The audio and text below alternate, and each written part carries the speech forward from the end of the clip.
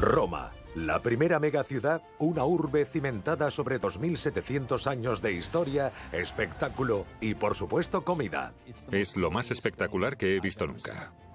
Hay dos tipos de personas, los que son italianos y los que quieren ser italianos. Aquí las historias más fascinantes están ocultas a simple vista. Un producto rico en grasa y suculento. Huele muy bien. Delicioso. Guardaba el secreto del desarrollo de un imperio. Seguimos aplicando ideas que se materializaron hace 2000 años. Una cata vaticana convirtió a Roma en la meca del café. Te sirven esto, te lo bebes y es fantástico. Y tropas estadounidenses que contribuyeron al nacimiento de un plato mítico. Esto es Roma y no la volverán a ver con los mismos ojos. Megaciudades, Roma.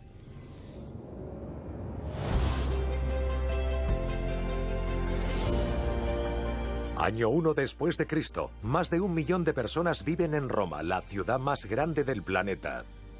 Esta fue la primera metrópolis del mundo. Y todos los elementos propios de una ciudad moderna ya estaban aquí hace 2000 años.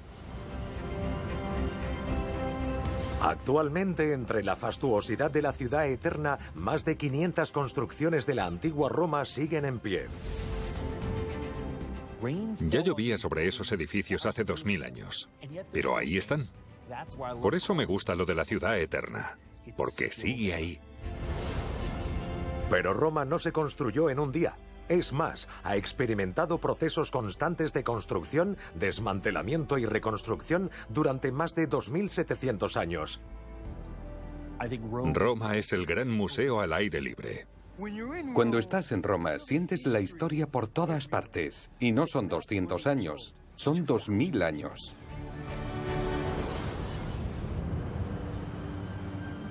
Por el corazón de Roma fluye el río Tíber. En estas orillas, en el 1000 a.C., un pueblo llamado los latinos estableció un asentamiento. Eran experimentados agricultores y comerciantes y desde sus primeros días Roma fue una ciudad rica. En el 509 a.C., la ciudad se convierte en república y la antigua Roma inicia las grandes edificaciones. Pero en lugar de piedra utilizan un material de construcción totalmente nuevo, hormigón. El hormigón es el material más infravalorado en la historia de la humanidad y se podría decir que los romanos lo inventaron, o al menos su uso moderno. A diferencia de los morteros anteriores, los romanos añadieron ceniza volcánica a la mezcla, con lo que obtuvieron un conglomerante tan fuerte que rivalizaría con el hormigón actual y que les permitió construir complejos arcos y cúpulas. Los romanos tomaron elementos que ya existían en el mundo y los adaptaron y los mejoraron. Lo que hicieron fue llevar la arquitectura e ingeniería a otra escala, que antes era impensable, y que les permitió crear una ciudad tan grandiosa, la primera metrópolis. Uno de los logros más notables de los romanos es el Panteón. Erigido como un templo a todos los dioses romanos, se finalizó en el 120 después de Cristo. Es el edificio en funcionamiento continuado más antiguo del mundo. Sigue en pie y abierto. La cúpula, 5.000 toneladas de hormigón sin apoyos, es la mayor de su tipo y una maravilla singular de la ingeniería incluso hoy. Hace 2000 años, Roma estaba llena de palacios, villas y edificios de viviendas de 6 plantas. Pero el corazón de esta gran urbe no está dentro de ninguna de sus magníficas construcciones. Se encontraba fuera, en espacios abiertos como el Foro. Rodeado por edificios gubernamentales, el Foro era el centro de la vida de la ciudad. Este era el verdadero epicentro de la ciudad. Un lugar de comercio, de organización política y donde la gente podía reunirse. Estos espacios abiertos ya existían en otras partes del mundo, pero lo que los romanos hicieron con el Foro Romano fue definitivo. Actualmente, el Foro Romano es una ventana de 8.000 metros cuadrados a la vida de la ciudad antigua. y la gente puede seguir caminando por él. Hay que mostrar cierta moderación y respeto, porque no está detrás de un cristal, sino que te rodea, está por todas partes. 2 milenios después, los romanos siguen viviendo igual. En la calle, en los espacios abiertos públicos de su ciudad. Están por todas partes y se llaman piazzas. Algunas son enormes, como la de San Pedro. Otras son más pequeñas, íntimas y tranquilas. Hay más de 200 piazzas en Roma, más que en cualquier otra ciudad. Puedes sentarte y admirar los preciosos edificios que las rodean. Pero observar a la gente es lo que más me gusta.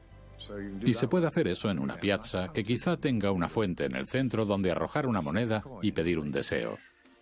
Y si el deseo se cumple, habrá que agradecérselo a un conocido emperador y a un terrible incendio. En el 64 de nuestra era y desde este punto, hubiésemos visto todo el horizonte envuelto en llamas.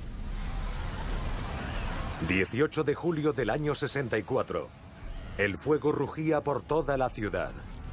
Según el rumor, el emperador Nerón necesitaba nuevos espacios para renovar la ciudad.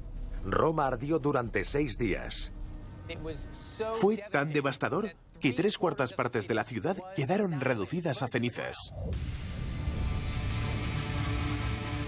Si Nerón incendió Roma, aún se debate.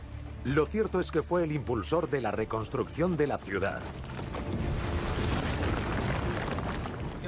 Fue una oportunidad para remodelar la ciudad por completo. Y lo que hicieron fue construir una Roma más grandiosa e impresionante. Y ese es el legado que vemos hoy al pasear por Roma. Así que lo que consideramos la antigua Roma es en realidad la Roma 2.0.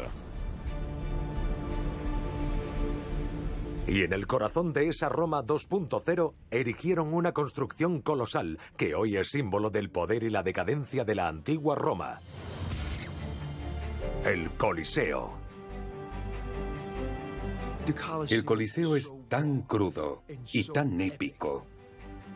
Finalizado en el año 80, se construyó para acomodar a más de 50.000 espectadores y se convertiría en el modelo para todos los estadios deportivos actuales. Seguimos aplicando ideas que materializaron hace 2000 años. Por esos arcos, todos los 80.000 espectadores del Coliseo podían entrar y salir en 10 minutos. Es un logro asombroso de arquitectura y una infraestructura magistralmente resuelta para su finalidad. Y la finalidad es el espectáculo. Gratis para todos y sin importar el costo para los actores. La gran atracción son los gladiadores, los héroes de la arena de Roma, entrenados en las artes de lucha con un don para el teatro y el público se lo cree. La gente en las gradas hacían picnics y dormían, comían y bebían. Vivían en el Coliseo aquel día. Lo único que querían era que los entretuvieran. Similar a la lucha libre profesional, pero con algo más. Convertirse en un gladiador famoso no era tarea fácil. Había que tener los atributos, había que tener físico, el aspecto era muy importante. Y por supuesto tenían que labrarse una carrera como lo haría un boxeador. Cuando llegaban a la cima, a luchar en el Coliseo, eran tan poderosos, tan ricos y tan queridos que había demasiado en juego como para que arriesgaran sus vidas.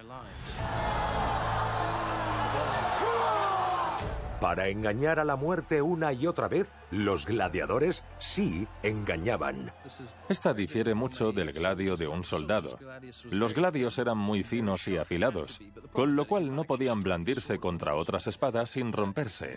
Pero esta es más gruesa y al impactar contra otra producía un gran efecto sonoro. Pero la multitud, además de ruido, quería sangre.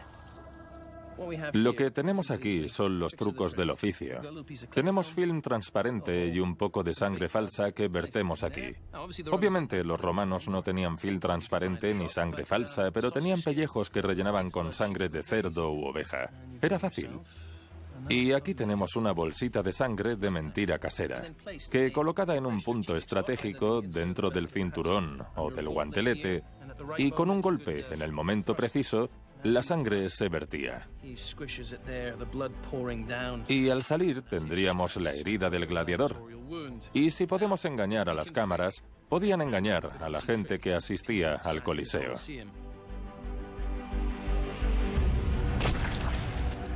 Pero los artificios de los gladiadores solo eran una ínfima parte de una farsa mayor.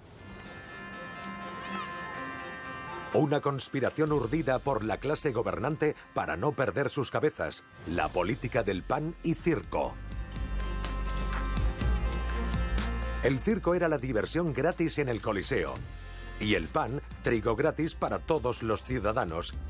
Y la receta de entonces se sigue utilizando en la panadería Roscioli: trigo espelta, masa madre y sal.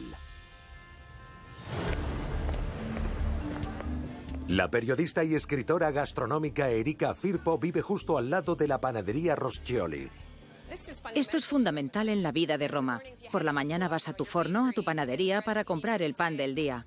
Roscioli elabora 73 tipos de pan, algunos más modernos que otros, pero su producto más popular se remonta en el tiempo tanto como el pan: la pizza bianca. Pero la pizza tradicional romana no lleva sal ni queso. Una simple masa rociada con aceite de oliva y sal, y que los romanos compran por kilos. Este es el alimento por excelencia de nuestra infancia. Si tienes un hijo inquieto como yo, dale pizza bianca. En un descanso, pizza bianca. Y si vas a celebrar el fin de la jornada, pizza bianca. Sobre todo, recién salida del horno. Pero la pizza bianca solo es una pequeña porción de la gastronomía romana y una pizca de la historia de Roma. Adiós, gracias, buenos días.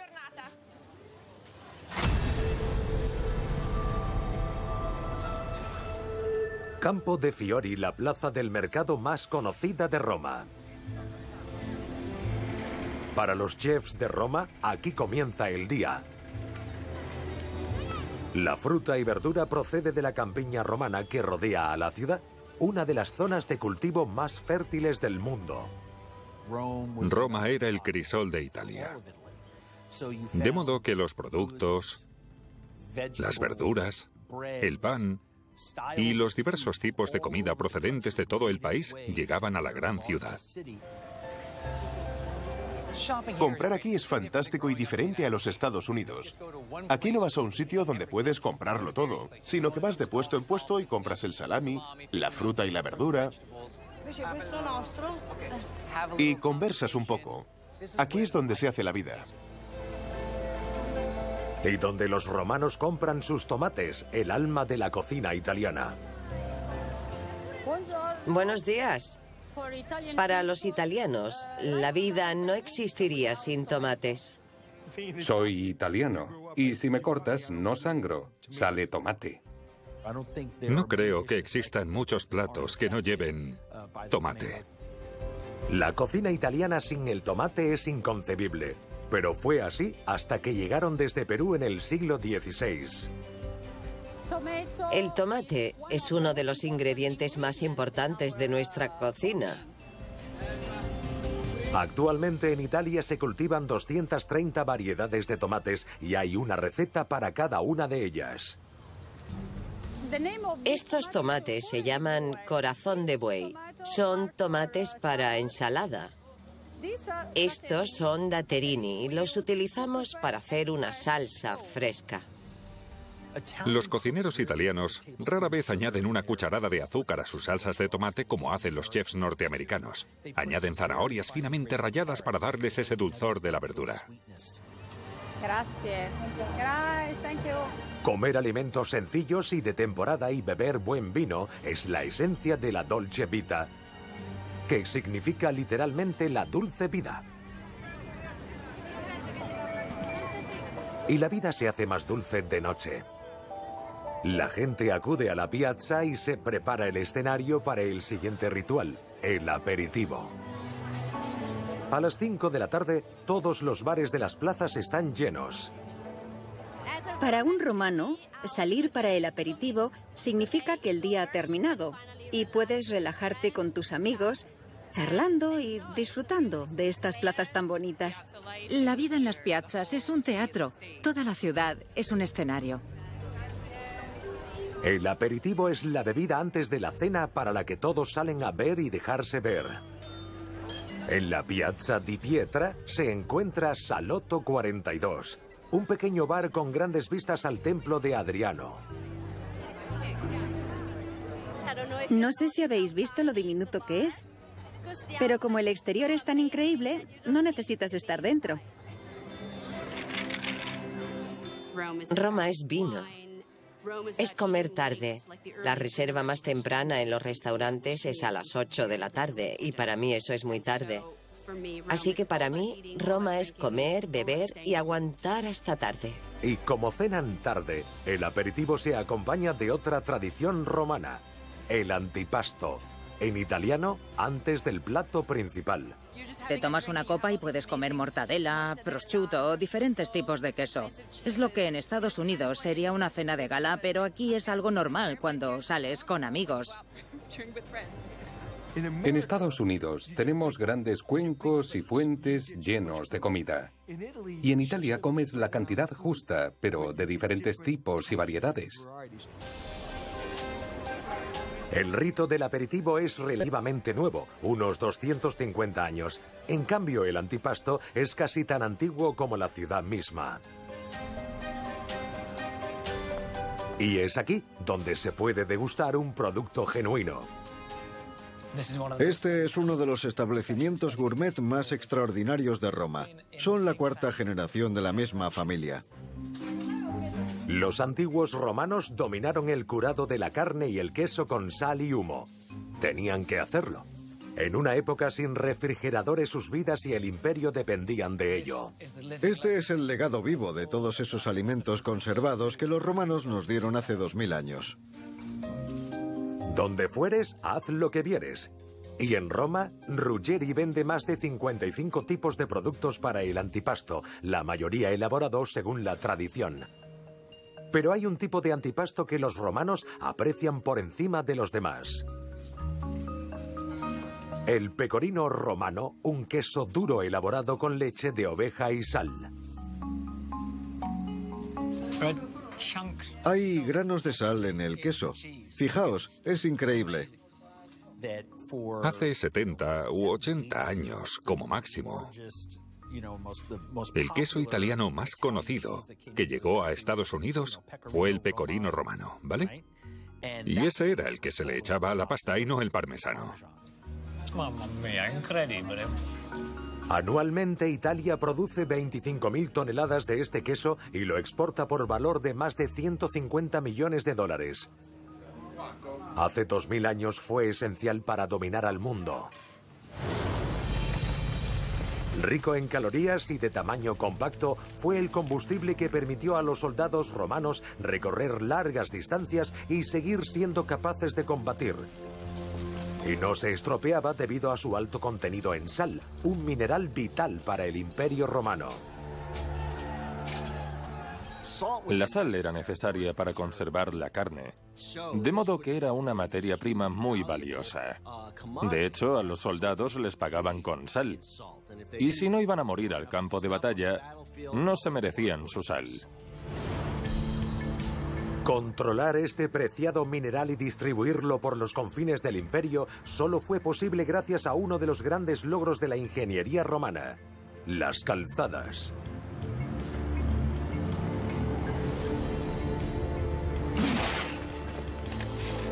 En el 115 después de Cristo, todos los caminos conducían a Roma. Más de 400.000 kilómetros de calzadas con las que se podría rodear la tierra 10 veces. Gran parte de esa antigua red de comunicaciones aún perdura. La carretera por la que vamos ahora es una de las más importantes de la red de calzadas romanas. Se llama Vía Salaria, que significa la calzada de la sal, porque a través de ella distribuían la sal a todo el Imperio Romano. Algo absolutamente decisivo, y que tuvieron que hacer porque sin la sal el imperio hubiese sucumbido. La red de calzadas fue crucial.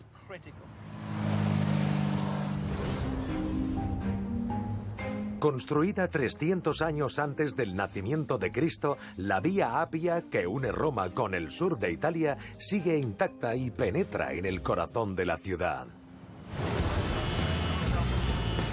Pero hoy, intentad conducir donde llegan todos los caminos, el centro de Roma.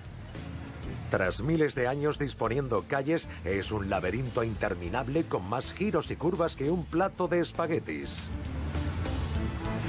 A lo que hay que sumar 2 millones de automóviles y medio millón de scúteres a toda velocidad. Para conducir en Roma, como en las luchas de gladiadores, hay que tener 1000 ojos. El tráfico en Roma es caótico. El tráfico en Roma es una lata. Es el caos total. Todos se creen Mario Andretti. Roma es intransitable. Si conduces en Italia, los peatones solo son obstáculos hacia tu destino. Esta es la Piazza Venezia. En ella convergen 5 calles, pero para no contaminar el paisaje urbano no hay ni señales de tráfico ni semáforos. La hora punta es un caos hasta que entra en servicio el sistema de control de tráfico. Se llama Walter. Dirijo el tráfico con mis guantes blancos y mi silbato. Hay que ser muy valiente para hacer este trabajo. Para que Walter pueda dirigir el tráfico de forma segura, la ciudad ha dado con una solución típicamente romana.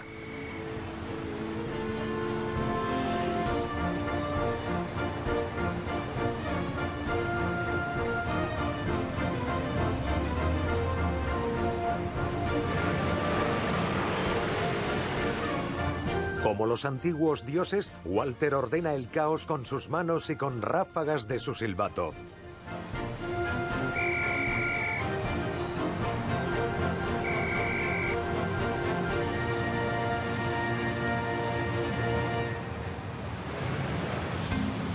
Después de una jornada esquivando conductores con gusto por el riesgo, Walter se dirige a una cafetería para degustar una de las creaciones más suculentas de Roma, la porchetta, carne de cerdo asada que data de los tiempos de la antigua Roma y un vestigio de la decadencia que llevó a la caída del imperio.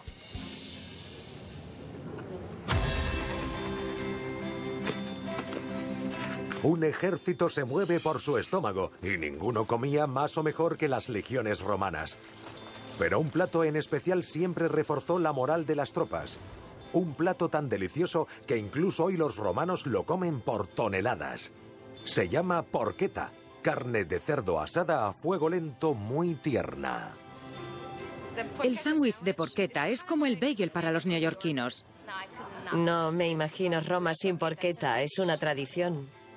Y de aquí es de donde procede toda la porchetta de Roma actualmente, de la comuna de Aricia, en el límite norte de la ciudad. En Leopardi asan hasta 400 porchettas diarias. Y solo es una de las 17 industrias que se dedican a lo mismo. La porchetta original solo se puede elaborar en Aricia y debe hacerse como la hacían los antiguos romanos. Primero, deshuesan el cerdo. Tardan 30 segundos en deshuesar esta parte del cerdo. Es una forma de arte. A continuación añaden sal. Echan unos 225 gramos de sal en la porchetta para que se mantenga bien jugosa, para que cuando la probemos queramos más. Un poco de pimienta negra. Y luego los aromatizantes, romero y ajo ligeramente seco. Finalmente todo se enrolla y se cose. Es increíble verlos trabajar. A mí me gusta llamarles los sastres de la porchetta. Tras 5 horas en el horno, se obtiene una porchetta propia para una legión romana. ¡Madre mía! Huele magníficamente. Es como si estuviera en el paraíso de la porchetta. Se mezclan todos los jugos, las especias y la sal para crear la porchetta perfecta. Cada año, los romanos devoran 550 toneladas de cerdo asado. Y algunas de ellas acaban en la Fraschetta. Este sitio está a la vuelta de la esquina de mi casa y es el lugar por excelencia de la porchetta.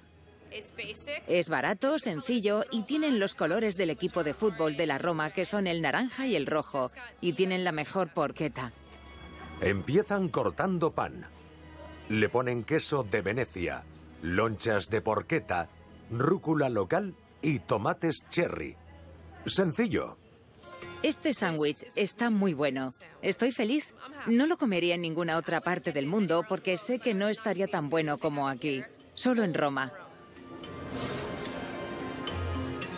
Este sándwich cargado de grasa y sal es como una metáfora del Imperio Romano en su apogeo. Está rico. Entonces, la sal era esencial para la prosperidad de Roma, pero la ciudad necesitaba algo más para sobrevivir: agua. Pero había un problema. El alcantarillado romano vertía en el río Tíber. Para la subsistencia de la ciudad necesitaban agua potable y mucha. Por ello, Roma comenzó a trabajar en la red de acueductos más sofisticada que el mundo había visto. Aquí confluyen 6 de ellos. En Porta Maggiore, donde hay 8 calles y 3 tranvías, convergen en la antigua puerta sur de la ciudad. En lo alto de ese muro se ven 2 grandes huecos. Cada uno de ellos era una conducción de un acueducto distinto procedentes de fuentes diferentes. Y aquí podemos ver otros 3 acueductos que se fueron añadiendo conforme aumentaba la población. Los acueductos romanos son un cliché cuando se habla de la gran ingeniería, pero es totalmente cierto. La visión de los ingenieros romanos y la capacidad para construirlos sin herramientas modernas es verdaderamente impresionante. Son infraestructuras a gran escala, y Roma no hubiera sido posible sin ellos. Muchos transportaban el agua desde más de 150 kilómetros de distancia. A lo largo de 5 siglos, Roma construyó 11 extensos acueductos que sumaban más de 800 kilómetros de longitud. En su tiempo, fue el proyecto civil más ambicioso de la historia. Los ingresos para sufragar todo esto no solo procedían de los ciudadanos romanos, procedían de todo el imperio. La única forma para poder construir esos acueductos, las calzadas, los edificios, el Coliseo, es explotando a un gran número de personas en todo el mundo conocido. Finalmente, esos excesos llevaron a la caída del imperio.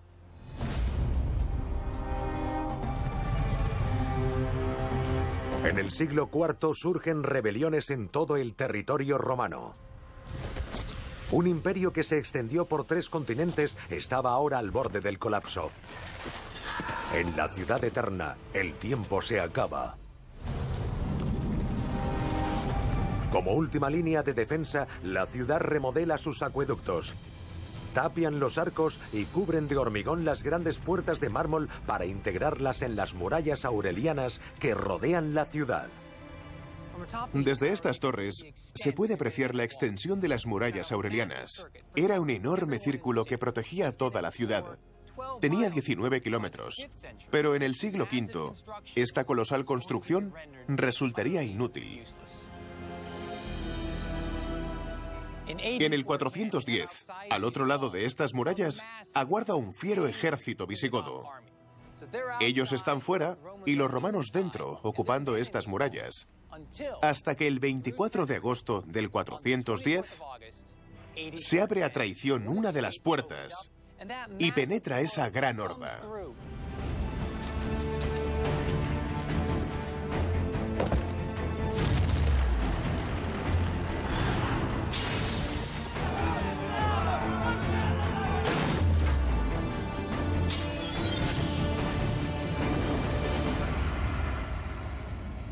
Saquean la ciudad, y ese es el principio del fin del Imperio Romano.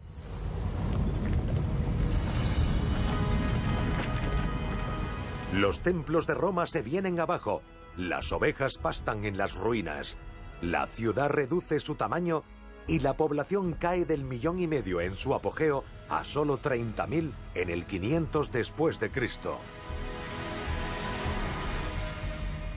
Cuando Londres y París estaban prosperando, Roma era un páramo. Las cosas habían cambiado. Durante casi un milenio, Roma es poco más que un pueblo. Pero su suerte cambiará principalmente por la riqueza de la Iglesia Católica.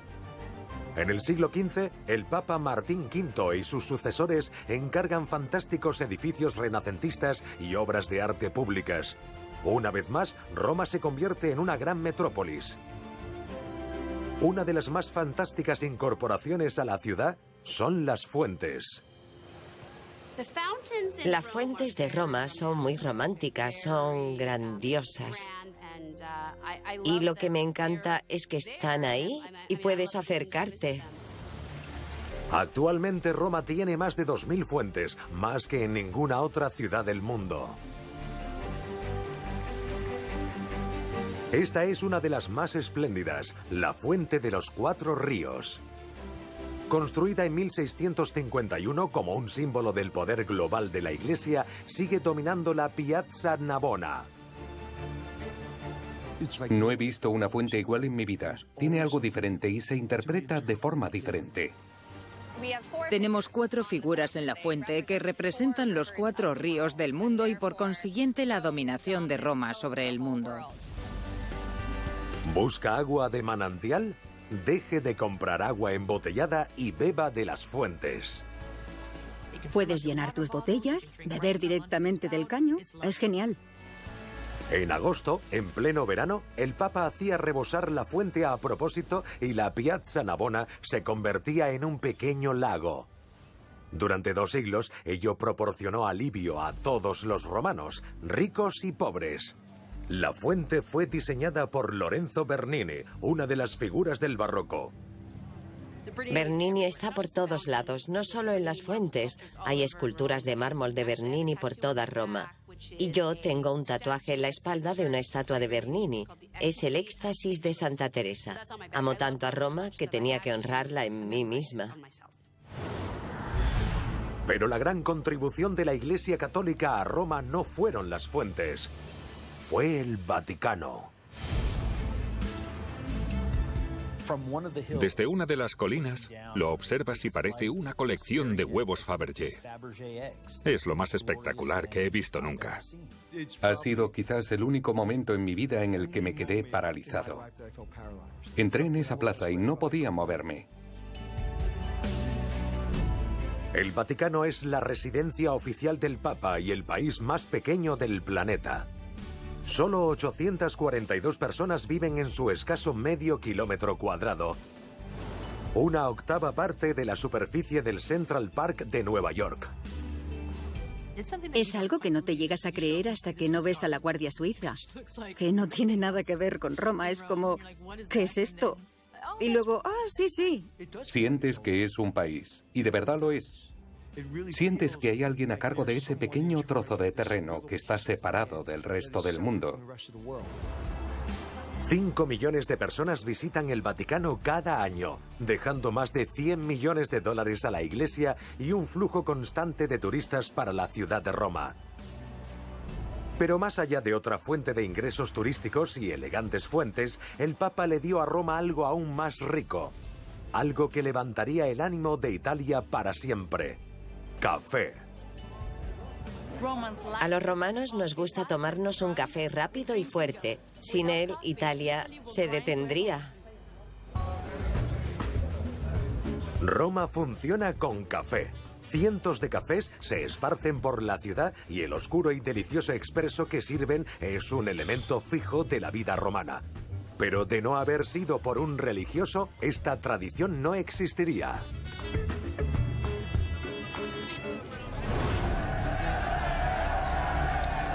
En el siglo XVI, cuando el café llegó a Europa desde Oriente Próximo, fue conocido como la bebida de Satán, vinculada a los enemigos musulmanes que la Iglesia había combatido durante centurias. La bebida de Satán provocó tanta controversia que el Papa Clemente VIII tuvo que intervenir. Su infalible paladar decidiría el destino del café de una vez por todas. Según la leyenda, dijo: «Esta bebida del diablo es tan buena que debemos engañarlo y bautizarla». Con su bendición, el café rápidamente se expandió por Europa y finalmente por todo el mundo. Pero la mayor contribución de Italia a la cultura del café es esta, la Cafetera Express. Para el barista Federico Chiesa, la suya es un instrumento de precisión. Hacemos unos 1000 cafés todos los días, sin importar cuál sea. Colocamos el café molido en el filtro y presionamos todo lo fuerte posible. Aprieta un botón y el agua se convierte en vapor y atraviesa unos 2 centímetros de café con 9 atmósferas de presión. Todo en menos de 30 segundos. Dices, me pone un café, te sirven esto, te lo bebes y es fantástico. La primera vez que estuve en Roma pedí un café para llevar. Yo sabía decirlo en italiano, pero no sabían de qué les estaba hablando. ¿Cómo que para llevar? No, usted se queda en el bar, pida el café, el camarero se lo llevará y se sienta y se bebe su expreso.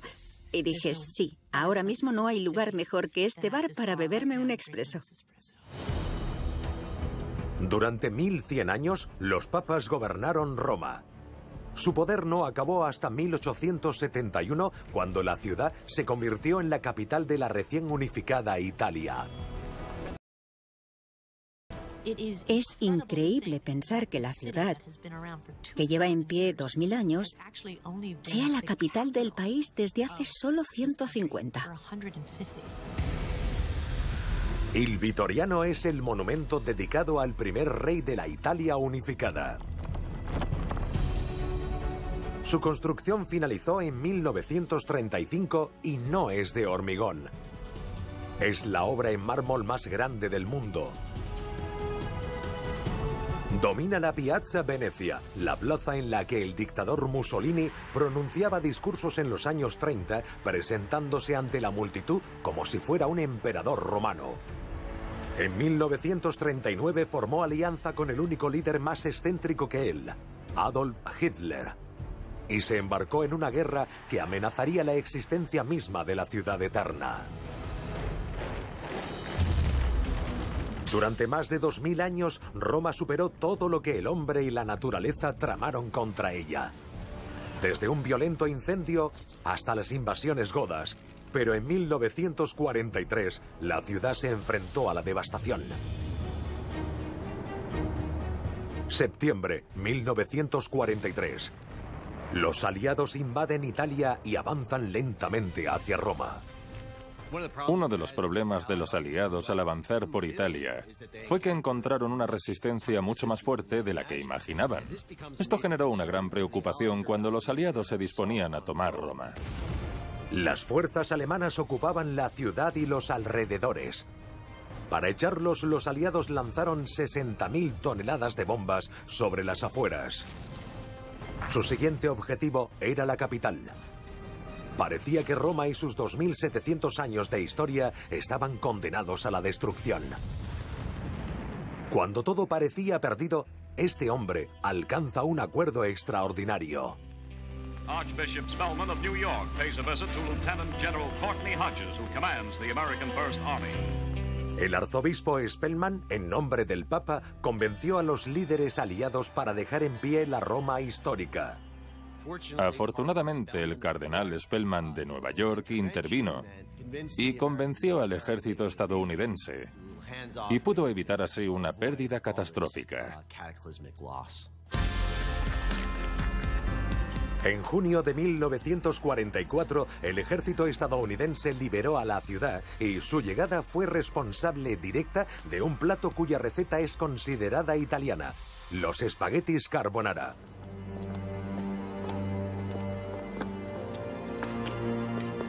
Durante la ocupación alemana, los romanos vivieron de pasta a secas.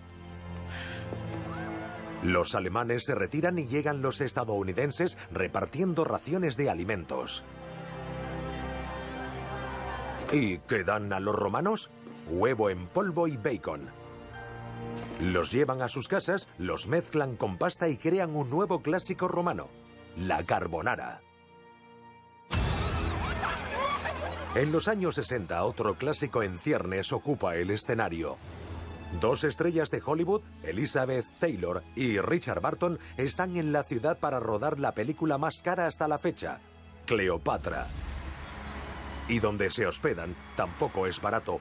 El Gran Hotel, un palacio donde los huéspedes han recibido tratamiento real desde hace más de un siglo.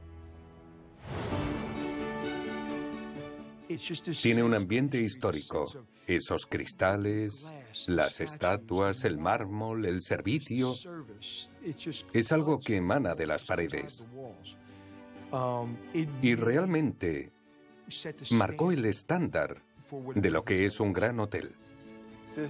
Este es el salón de baile del Ritz, en memoria de nuestro fundador. El salón está exactamente igual que hace 120 años. Los espejos, los frescos del techo, las arañas de cristal de Murano y el suelo de mármol son los originales desde su inauguración. Ritz acuñó la frase «el cliente siempre tiene la razón» durante la construcción del hotel, cuando el rey Humberto I de Italia le pidió que la escalera principal fuese lo bastante ancha para subir a caballo a su habitación. Ritz estuvo feliz de complacerlo. Hoy, la mejor suite sigue en la primera planta, pero no se permiten caballos. Bienvenidos a la Suite Royal. Es la estancia más grande del hotel y, sin duda, es una de las suites más clásicas de la ciudad de Roma. Durante casi un año, este fue el hogar de Elizabeth Taylor y Richard Burton, y aquí comenzó el romance que pronto se convertiría en la gran sensación.